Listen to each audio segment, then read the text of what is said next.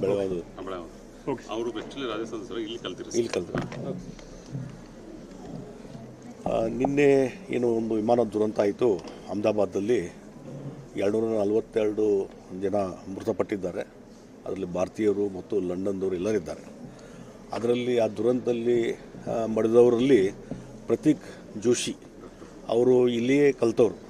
ಬೇರೆ ರಾಜ್ಯದಲ್ಲಿ ಅವರು ಜನ್ಮಭೂಮಿ ಇದ್ದರೂ ಬೆಳಗಾವಿಯಲ್ಲಿ ಕಲ್ತಂಥದ್ದು.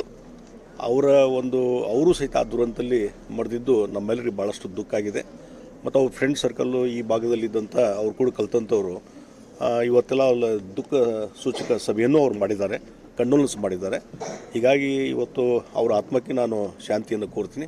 ಈ ರೀತಿ ದುರಂತ ಆಗಬಾರ್ದಾಗಿತ್ತು, ದುರ್ದೈವದ ಸಂಗತಿ.